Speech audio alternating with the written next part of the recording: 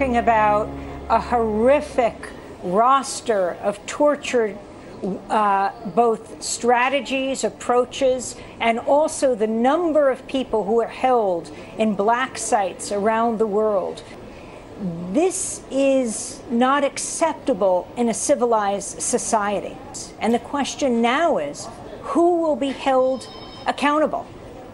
I mean, to say we must put this all behind us, what does this say to any murderer in the United States? If they come to court and say, oh, I'm even admitting that I did this, they hand in a report, I did murder this person, but that was yesterday. Let's all look ahead.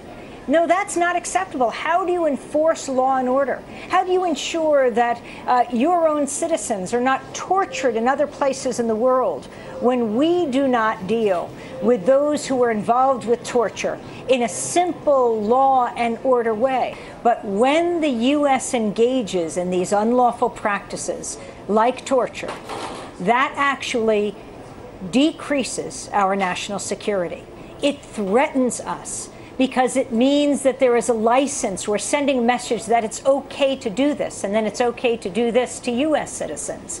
And I think it's very important to point out, for all the horrific details in this just executive summary, it's not even the thousands of pages that should be actually all declassified. This is only the tip of the iceberg. So this is looking at one strand.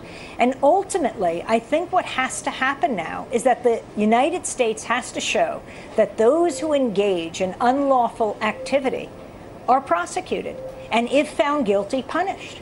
And that would include President Bush, again, put on trial. If there isn't the evidence, he could be acquitted. But we're talking President Bush, we're talking Vice President Cheney, we're talking Secretary of Defense Rumsfeld. But the only person who's been held accountable is John Kiriakou, who worked, intelligence guy himself, who blew the whistle and ends up in jail for years. Now, that is not acceptable in a democratic society, that the whistleblower goes to jail and those who are engaged in torture go free. I think what's important is to know there's a distinction between the U.S. government and the American people. And when the American people have the information that's released in this report, and hopefully all of it will be released, I think they will put pressure on their government to reflect a very different America, an America that doesn't torture, that stands up for law and order in the world.